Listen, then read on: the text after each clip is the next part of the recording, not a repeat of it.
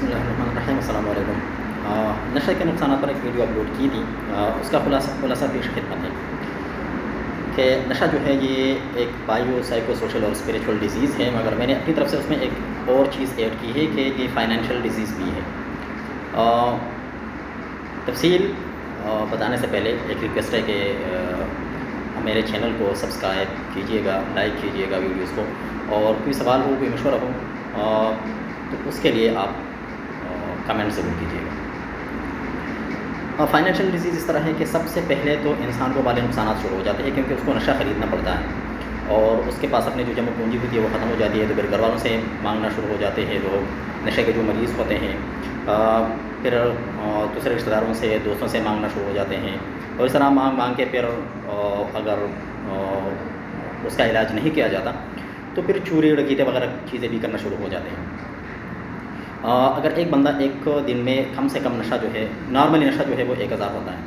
1000 کا ہوتا ہے ایک دن میں، تو اگر ایک بندہ ایک دن میں 1000 کا نشہ کرتا ہے تو مہینے میں 30,000 ہو گئے، سال میں 3,60,000 ہو گئے، اور اس طرح جتنے سالوں سے وہ نشہ کر رہا ہے اس کو اس 30,000 میں ضرب دے، 3,60,000 میں ضرب دے تو ایک لمبا حساب کتاب بن جاتا ہے۔ بہت غریب ہوتا ہے، اگر وہ پیسے اس کے پاس رہیں تو وہ اس سے ایک کاروبار شروع کر سکتا ہے، جس کے پاس جو ہے اس بندے کے پاس دوسرے لوگ بھی نوکریاں کرتے رہیں گے، خیرات، زکوٰۃ اور صدقات بھی دیتے رہیں گے، والدین، بہن بھائیوں،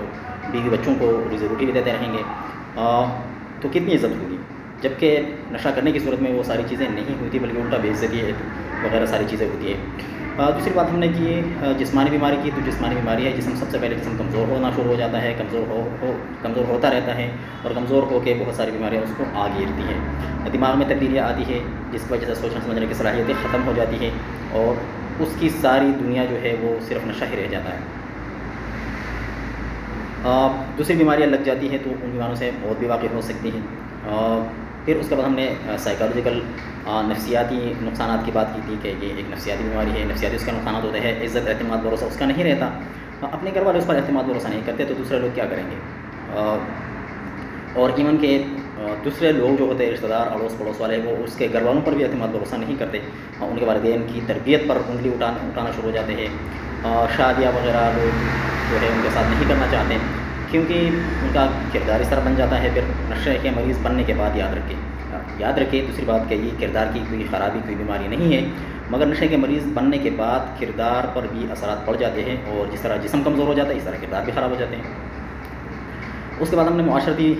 یا سوشل اسپیکٹ پہ بات کی تھی کہ یہ معاشرتی بیماری ہے، معاشرتی اسپیکٹ یا سماجی اسپیکٹ کو، پہلو کو بھی متاثر کرتا ہے۔ ضروری بات ہے جب دماغ تبدیل ہو جاتا ہے، اس میں تبدیلیاں آ جاتی ہیں تو بات پر غصہ آنا، اور اس طرح لڑائیاں، جھگڑے، گھر والوں کے ساتھ سب سے پہلے تعلقات خراب ہو جاتے ہیں، پھر اڑوس پڑوس، دوستوں کے ساتھ خراب ہو جاتے ہیں، اور پھر پورے معاشرے کے لیے ایک درد سر بن جاتا ہے بندہ۔ مگر یاد رکھیں یہ کردار کی خرابی نہیں ہے، نشے کا مریض بننے کے بعد یہ ساری چیزیں ہو جاتی ہیں۔ جیسے اگر ایک بندہ ہے، اس کو معدے کی تکلیف ہے، پتے کی تکلیف ہے، گردے کی تکلیف ہے، تو وہ چیخے گا، چلائے گا نہیں تو اور کیا کرے گا، تو اس طرح وہ پھر نشے کی بیماری کے ساتھ یہ ساری چیزیں اٹیچ ہوتی ہے، ضروری ہوتی ہے۔ پھر ہم نے اسپریچول اسپیکٹ یا روحانی پہلو پر بات کی تھی کہ ایک بندہ اپنی صفائی ستھرائی کا خیال نہیں رکھ سکتا، تو اس کو اپنی فکر نہیں ہوتی، اور اللہ تعالیٰ سے اس کا بھروسہ، اعتماد، ساری چیزیں نعوذ باللہ اٹھ جاتی ہے، اور اس کی ساری دنیا چونکہ نشہ ہی بن جاتا ہے، تو